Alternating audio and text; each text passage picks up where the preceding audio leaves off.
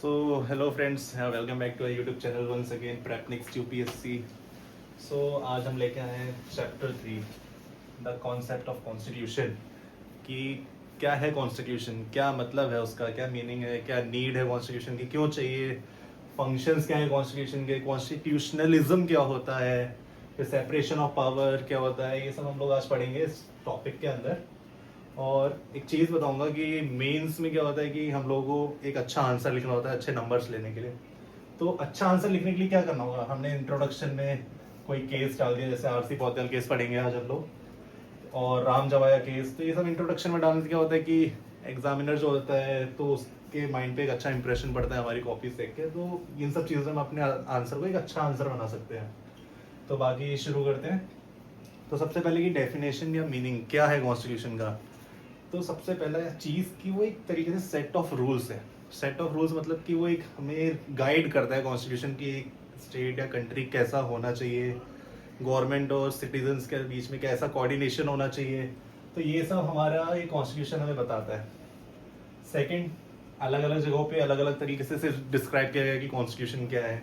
जैसे कि it is a basic law of a country, एक कंट्री का बेसिक लॉ है constitution. Second, supreme law of the state, एक स्टेट का सुप्रीम लॉ है कॉन्स्टिट्यूशन जो हमें बताता है।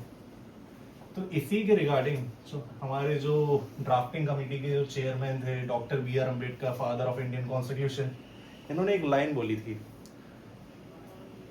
Constitution is not mere in lawyers document, it is a vehicle of life whose spirit is always the spirit of edges.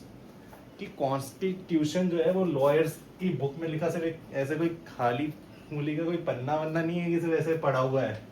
ये लोगों के जीवन चलाने का एक व्हीकल है, लाइक लोगों का जीवन चलता है इसके थ्रू, क्योंकि ये हमारी राइट्स को डिफेंड करता है।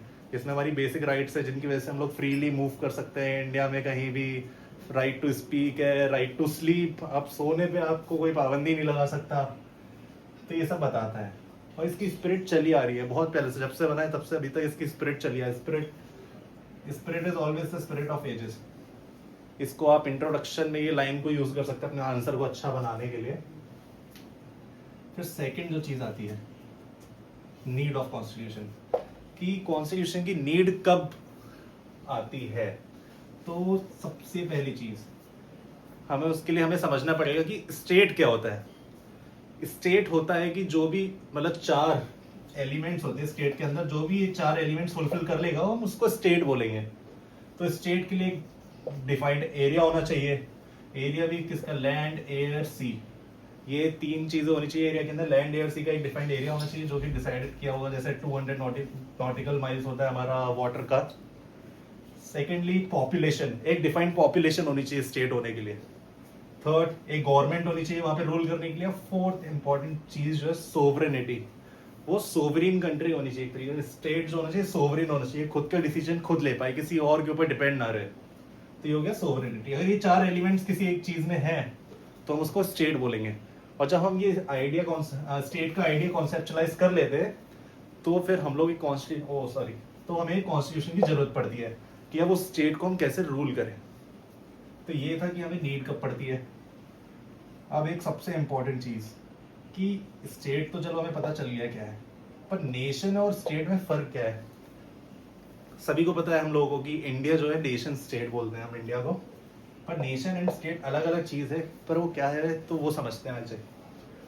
स्टेट जो है हमारा एक पॉलिटिकल टर्म है और नेशन जो है हमारा आइडियोलॉजिकल टर्म है। आइडियोलॉजिकल इन द सेंस कि जैसे हम सब इंडियंस है, ठीक है, तो हम लोगों का समझ लो जैसे POK नहीं है, अक्षय चीन नहीं है हम लोगों के पास, पर हमें पता है कि वो इंडिया का हिस्सा था, वो हमसे ले लिया गया एक तरीके से।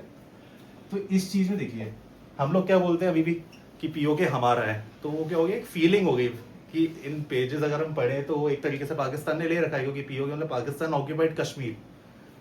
तो आप समझिए आइडियोलॉजिकली हम क्या बोलेंगे, अखंड भारत। ये एक तरीके से हम अखंड भारत की अगर थिंकिंग रखते हैं तो इसका मतलब हम नेशन के पर्सपेक्टिव से सोच रहे हैं। और अगर हम लाइक बाउंड्रीज देखेंगे मैप के अंदर तो एक तरीके से वो होगा पॉलिटिकल कॉन्सेप्ट, कि हम सिर्फ लाइक मैप देख रहे हैं कि POK जो है वो पाकिस्तान के उधर है, अक्षय चीन उधर है। तो हमारी स्टेट के अंदर मीनिंग आ गया, नेशन का होगा कि हम अखंड भारत की थिंकिंग। तो लाइक ये आइडियोलॉजिकल कॉन्सेप्ट है और ये एक पॉलिटिकल कॉन्सेप्ट है। पीपल जो होते हैं जैसे कि समझ लीजिए कनाडा में कोई इंडिया का बंदा रहता है तो वो स्टेट तो किसी और में है, लेकिन उसके अंदर फीलिंग जो होगी वो नेशन वाली होगी कि हम इंडिया का मतलब इंडिया के मेंबर हैं, अखंड भारत के बारे में वो थिंकिंग रखते हैं, तो वो फिर हो गया एक नेशन। तो ये डिफरेंस था दोनों के बीच में, आइडियोलॉजिकल कॉन्सेप्ट है, पॉलिटिकल कॉन्सेप्ट है। अब इंपॉर्टेंट टॉपिक पे आते हैं कि फंक्शंस क्या है कॉन्स्टिट्यूशन के। इसको इजीली समझने के लिए एक तरीके से देता हूँ।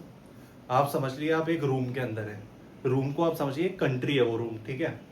और जैसे समझ लीजिए मैं इस रूम में पढ़ा रहा हूँ, सबसे पहले इस रूम में समझ लीजिए एक फैमिली रह रही है। फैमिली के लिए आप समझ लीजिए एक पूरा आपका पूरा इंडिया के स्टेट की बात कर रहा हूँ, पॉपुलेशन जो है। अब सबको कोऑर्डिनेट करना होगा कि लाइक जैसे मम्मी पापा होते हैं उनसे कैसे कोऑर्डिनेशन करना है, भाई होता है उससे कैसे कोऑर्डिनेशन करना है, तो वैसे इंडिया में होगा कि गवर्नमेंट अपने सिटीजन से कैसे कोऑर्डिनेट करेगी। तो यहाँ पे तो एक फंक्शन ये कि वो कोऑर्डिनेशन अमंग सोसाइटी, कि सोसाइटी के बीच में कोऑर्डिनेशन बनाने का काम करता है। Second, who is the power to make law. ये कॉन्स्टिट्यूशन हमें बताता है कि लॉ बनाने की पावर किसके अंदर है। अब जैसे एक फैमिली है, वहाँ पे ज़्यादातर क्या होता है, पापा लोग सबके लिए लॉ बनाते हैं एक घर के अंदर। ऐसे ही गवर्नमेंट जो होती है, जैसे पार्लियामेंट लॉ बनाने का काम करती है। तो वही है who is the power to make law, ये कॉन्स्टिट्यूशन डिफाइन करता है। Limit the powers. अब क्या होता है कि हमें पावर तो अगर हमने दे दी तो कहीं ऐसा ना हो कि गवर्नमेंट अपनी पावर का आर्बिट्रली यूज करे, सिटीजन्स को उससे बहुत ज्यादा दिक्कत है, उनकी फंडामेंटल राइट्स छीने। तो कॉन्स्टिट्यूशन क्या है, पावर्स पे लिमिट लगाता है कि पार्लियामेंट पे कुछ लिमिटेशन है कि वो इससे ज्यादा लाइक अपनी जुरिस्डिक्शन से बाहर निकल के काम नहीं करेंगे, लोगों के फंडामेंटल राइट्स के साथ ज्यादा दखल नहीं करेंगे। तो ये सारी लिमिटेशंस हो गई। अब बताता है कि सिटीजन्स की राइट्स क्या है। तो ये हो गए कुछ फंक्शंस हमारे कॉन्स्टिट्यूशन के। एक सबसे इंपॉर्टेंट टॉपिक, कॉन्स्टिट्यूशनलिज्म क्या होता है। एक कंट्री में अगर कॉन्स्टिट्यूशन है तो हम उसको ये नहीं बोलेंगे कि वो कंट्री लाइक अच्छे से चल रही है। एक कंट्री तभी अच्छे से वर्क कर सकती है जब वहाँ पे कॉन्स्टिट्यूशन के साथ साथ कॉन्स्टिट्यूशनलिज्म भी हो। तो समझते हैं कॉन्स्टिट्यूशनलिज्म क्या होता है। तो कॉन्स्टिट्यूशनलिज्म कुछ नहीं, एक जस्ट कॉन्सेप्ट है जिसका मतलब है लिमिटेड गवर्नमेंट, कि हमें गवर्नमेंट की पावर्स पर लिमिट करना होगा। लिमिट करना होगा कि मतलब कि गवर्नमेंट अपनी पावर्स का आर्बिट्रली यूज ना करे, जिससे कि लोगों को, सिटीजन्स को वहाँ पे जो रह रहे हैं उनको दिक्कत ना हो। तो हमें उनकी पावर्स पर लिमिट लगानी होगी। एक लाइन बोली गई थी, country may have constitution but not necessarily have constitutionalism. ये थर्ड वर्ल्ड कंट्रीज के कंटेक्स्ट में ही बताया गया था कि जब तीन तरीके के नेशन थे। एक तो आपको पता होगा कि एक जो यूएसए को सपोर्ट करते थे, एक यूएसएसआर को सपोर्ट करते थे, और एक थर्ड वर्ल्ड कंट्रीज थी जो नैम जैसे नॉन अलाइंड मूवमेंट के साथ थी। तो वो क्या था, वो रिसेंटली जिन्होंने इंडिपेंडेंस ली थी तो उन्होंने इन दोनों से अलग रहने का डिसीजन लिया था। तो उन्हीं के कंटेक्स्ट में बोला गया थर्ड वर्ल्ड कंट्रीज में कि in context of third world countries minorities of countries, कि उनमें से सिर्फ कुछ ही कंट्रीज हैं जो कि डेमोक्रेसी और कॉन्स्टिट्यूशनलिज्म को अप्लाई कर पाई है। इंडिया उसमें से एक है। इंडिया ने तो कॉन्स्टिट्यूशनलिज्म भी है, कॉन्स्टिट्यूशन भी है। इसी के रिगार्डिंग एक केस भी है, आरसी पौद्याल केस। आरसी पौद्याल केस के अंदर बोला गया था, मियर existence of constitution does not guarantee constitutional culture, कि सिर्फ कॉन्स्टिट्यूशन के होने से कॉन्स्टिट्यूशनल कल्चर का पता नहीं चलता। जब उसका पता तभी चलेगा कॉन्स्टिट्यूशनल कल्चर का, जब कॉन्स्टिट्यूशनलिज्म भी होगा। तो सिंपल वे में कॉन्स्टिट्यूशनलिज्म मतलब लिमिटेड गवर्नमेंट, की गवर्नमेंट की पावर पे लिमिट लगानी है। और एक और चीज बोली गई थी, government does not own the state. Government state own नहीं करता है। स्टेट का मतलब इंडिया, गवर्नमेंट उस पर रूल नहीं करता। गवर्नमेंट स्टेट के व्याप पे सिर्फ काम करता है, उससे मैनेज करता है। स्टेट को मैनेज करने का काम है गवर्नमेंट का, उसको ओन नहीं करता वो। तो ये था अपना कॉन्स्टिट्यूशनलिज्म। और उसके कुछ फीचर्स और एलिमेंट्स हैं। तो 8 एलिमेंट्स हैं। आप लक्ष्मीकांत में देखेंगे इसी के चैप्टर के लास्ट पेज पे 8 एलिमेंट्स लिखे हुए हैं कि separation of power, independent judiciary, judicial review, rights of citizens etcetera etcetera, civilian control over military वगैरह। आप देखेंगे तो उसमें लिखा होगा राइट्स ऑफ सिटीजन्स एक्सेट्रा। इसी के अंदर एक क्वेश्चन आता है कि ट्रांसफॉर्मेटिव कॉन्स्टिट्यूशनलिज्म, एक्सक्यूज मी,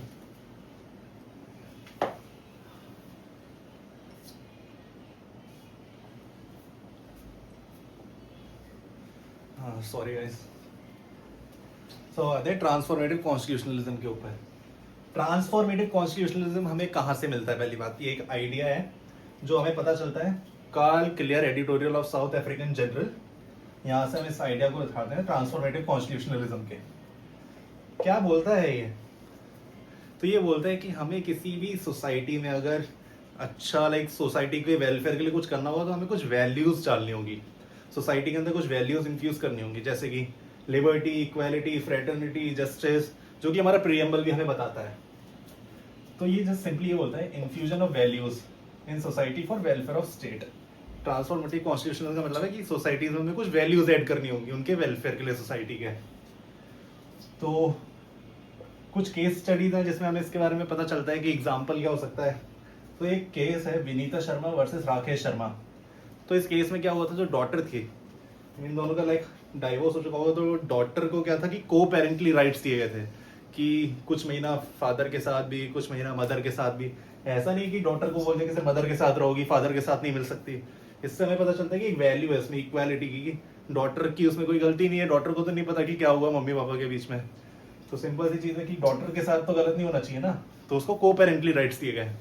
और ऐसे ही एक और केस है B K Pavitra case. B K Pavitra से केस में बोला गया था it is difficult to right the wrong of our history, कि अपने हिस्ट्री के बारे में गलत लिखना अच्छा मतलब सही नहीं है।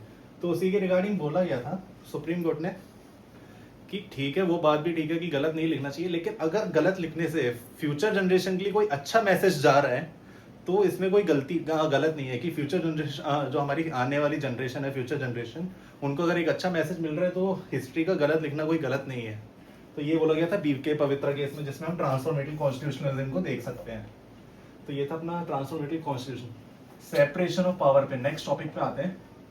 ये टॉपिक इसमें मतलब कवर नहीं है और लक्ष्मीकांत में भी ये टॉपिक इतना इजीली कवर नहीं है, पर इसके ऊपर प्रीवियस ईयर एक क्वेश्चन आया हुआ है 2020 में, क्वेश्चन नंबर 1 मेंस का। आप लोग चेक कर सकते हैं, लक्ष्मीकांत में सबसे बैक साइड में जाएंगे तो वहां पे देखेंगे आपको मेंस के कुछ क्वेश्चंस। तो क्या होता है सेपरेशन ऑफ पावर, कि पावर्स को अलग अलग चीजों में डिवाइड कर दिया गया है? नहीं, इसमें सीधा बोला जाता है पावर जो होती है किसी एक ऑर्गन के पास कंसंट्रेट नहीं होनी चाहिए। Power should not concentrate in one organ of government in one hand.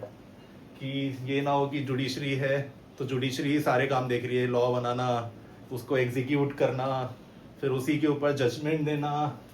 तो एक ऑर्गन को सब कुछ कंट्रोल नहीं करना चाहिए। तो ये बोलता है सेपरेशन ऑफ पावर। तो इसका आइडिया कहाँ से मिला? मॉन्टेस्क्यू का एक आर्टिकल था स्पिरिट ऑफ लॉस, उससे हमें सेपरेशन ऑफ पावर का आइडिया मिलता है। तो अब एक और चीज़ है, सेपरेशन ऑफ आइडिया के 2 मॉडल्स हैं। एक होता है स्ट्रिक्ट सेपरेशन ऑफ पावर और एक होता है चेक्स एंड बैलेंसेस। तो स्ट्रिक्ट सेपरेशन ऑफ पावर का मतलब होता है कि जुडिशरी कंप्लीटली अलग काम करेगी जो उसको दिया गया है, एग्जीक्यूटिव वो अपना कंप्लीटली अलग काम करेगी, और जो लेजिस्लेचर है वो अपना कंप्लीटली अलग काम करेगी। कोई भी एक दूसरे में इंटरफेरेंस नहीं करेगा। तो ये स्ट्रिक्ट सेपरेशन ऑफ पावर बोलता है, पर ये इंडिया फॉलो नहीं करता है। बिकॉज अगर हम एक दूसरे में नहीं देखेंगे, अगर लॉ बनाने वाले अपने मन से कुछ भी, लेजिस्लेचर कुछ भी लॉ बना रहा है और जो कि लॉ के हिसाब से ठीक नहीं है सिटीजन्स के लिए, तो जुडिशरी तो फिर उसको देख ही नहीं पाएगी, वो तो जुडिशियल रिव्यू का यूज ही नहीं कर पाएगी। तो यहाँ तो फिर दिक्कत है, ये तो आर्बिट्री पावर का यूज करेंगे अपने। तो इसलिए एक और सिस्टम आता है इसका, checks and balances. Checks and balances में क्या है कि ऑर्गन एक दूसरे को चेक करते रहेंगे, वो एक दूसरे पे चेक रखेंगे कि जुडिशरी अगर कुछ काम कर रही है, जजमेंट दे रही है, तो वो कोई आर्बिट्री तो अपना जजमेंट नहीं दे रही है, लॉ बनाते टाइम कोई अपनी पावर का गलत आर्बिट्रीली यूज तो नहीं कर रहा है। तो इसमें चेक्स एंड बैलेंसेस को चेक रखेंगे। तो इंडिया में क्या है, चेक्स एंड बैलेंसेस सबसे ज्यादा फॉलो होता है, पर कहीं कहीं हमें स्ट्रिक्ट सेपरेशन ऑफ पावर भी देखने को मिलता है। यहाँ पे आर्टिकल 51, 21, 22, 79, 361 एक्सेट्रा। इसमें जैसे बोला है कि लेजिस्लेचर एग्जीक्यूटिव से अलग है और executive should not interference the work of judiciary, ये सब ऐसे मेंशंस है अलग अलग आर्टिकल में। तो आप ये सब मतलब पढ़ सकते हैं अपनी लक्ष्मीकांत में। आगे जब आर्टिकल्स पढ़ेंगे तो इसमें भी हम कवर करेंगे ये सारी चीजें। अब आते हैं चेक्स एंड बैलेंसेस को हम कैसे समझ सकते हैं। तो checks and balances can be understood like judiciary. Judiciary legislature और एग्जीक्यूटिव पे चेक रखती है। कैसे चेक रखती है? जुडिशियल रिव्यू के थ्रू। जुडिशियल रिव्यू क्या होता है कि अगर कोई भी डिसीजन लिया है तो जो सुप्रीम कोर्ट है या फिर अपने जो भी कोर्ट्स हैं वो उनको चेक कर सकते हैं। लाइक जुडिशियल रिव्यू एक बेसिक स्ट्रक्चर है, उसे पावर दी गई है सुप्रीम कोर्ट को कि लाइक वो चेक कर सकते हैं अगर कोई लॉ बनाया लेजिस्लेचर ने। अब जुडिशरी को लगता है कि वो लॉ जो है वो अगेंस्ट है किसी भी लाइक सिटीजन्स के लिए ठीक नहीं है या उसमें कुछ मिस्टेक है, तो वो जुडिशियल रिव्यू की तरह उन पर चेक रख सकता है। तो ये तो पता चलता है जुडिशरी के बारे में। अब आता है कि लेजिस्लेचर एग्जीक्यूटिव पे कैसे चेक रखता है। तो क्वेश्चन आवर्स, लाइक पार्लियामेंट में अलग अलग सेशंस होते हैं, उसमें क्वेश्चन आवर होता है, 0 आवर होता है। तो उसमें सिंपली क्वेश्चंस करते हैं, लेजिस्लेचर एग्जीक्यूटिव से क्वेश्चंस पूछते हैं कि क्या काम किया आप लोगों ने और ये पॉलिसी क्यों इंप्लीमेंट नहीं हुई है। तो वो ऐसे चेक्स एंड बैलेंसेस यहाँ पे हमें एक देखने को मिलता है। फिर एक आता है legislature and judiciary. Legislature judiciary पे चेक रखता है उनकी सैलरीज डिटरमाइन करके और उनके रिमूवल ऑफ जज। तो ये ऐसे चेक्स एंड बैलेंस देखते हैं। अब राम जवाया केस एक इंपॉर्टेंट केस, ये आप अपने आंसर के स्टार्टिंग में भी रख सकते हैं। जैसे ये 2020 का PYQ था, उसमें यहाँ से आप स्टार्ट कर सकते थे। तो राम जवाया केस में बोला गया था कि इंडिया के कॉन्टेक्स्ट में फंक्शनल ओवरलैपिंग देखी गई है। फंक्शनल ओवरलैपिंग मतलब कि एक ऑर्गन दूसरे ऑर्गन का भी काम कर रहा है। Example, ordinance making power of president. President law बनाने का काम भी करता है जब पार्लियामेंट सेशन में नहीं होता है। तो ये देखा गया था। अब कंक्लूजन क्या करेंगे। तो सुप्रीम कोर्ट ने इंदिरा गांधी वर्सेस राजनारायण केस में बोला था जो सेपरेशन ऑफ पावर है वो बेसिक स्ट्रक्चर है। लाइक इसके ऊपर कोई भी अमेंडमेंट अगर पार्लियामेंट लाना भी चाहेगा तो सुप्रीम कोर्ट उसे मना कर देगा, क्योंकि बेसिक स्ट्रक्चर के साथ कोई भी अमेंडमेंट नहीं ला सकते हैं पार्लियामेंट अगर वो बेसिक स्ट्रक्चर को हार्म कर रहा होता है कुछ भी। तो ऐसे ही कंपेयर कर लेगा सेपरेशन SOP इन यूएसए का इकलौता एक कॉन्स्टिट्यूशन है वर्ल्ड में जो क्लियरली आर्टिकल 1, 2, 3 में मेंशन करता है कि लेजिस्लेचर जो है वो कांग्रेस को, एग्जीक्यूटिव जो है सिर्फ प्रेसिडेंट और जुडिशरी जो है सिर्फ सुप्रीम कोर्ट, कि ये लोग किसी और के काम में कोई दखल नहीं देंगे। पर ये सिर्फ एक बोलने की चीज थी, उनकी कॉन्स्टिट्यूशन में लिख दिया इसलिए वहां पे स्ट्रिक्ट SOP बोलते हैं। पर ऐसा है नहीं, वो भी लोग चेक्स एंड बैलेंसेस फॉलो करते ही हैं। बिकॉज अगर हमें लोगों की लिबर्टी और उनके like liberty, they also follow system of checks and balances to secure liberty. वहाँ की जनता की लिबर्टी भी हमें सिक्योर करनी है, तो स्ट्रिक्ट SOP से वो पॉसिबल है नहीं। तो वहाँ पे भी चेक्स एंड बैलेंसेस देखा जाता है। एग्जाम्पल, प्रेसिडेंट वहाँ के जजेस अपॉइंट करता है, president control Congress, president Congress को कंट्रोल करता है। कैसे, जो भी बिल्स पास करती है वहाँ पे कांग्रेस, उसको साइन आखिर में प्रेसिडेंट ही करता है। जैसे इंडिया में senate ratifies treaty sign by president, president कोई भी ट्रीटी साइन करता है तो उसको सीनेट रेटिफाई करता है। तो यही था अपना SOP and thank you so much guys. यही था अपने आज के वीडियो में। मिलते हैं नेक्स्ट वीडियो में। Please subscribe prep next UPSC। Thank you so much.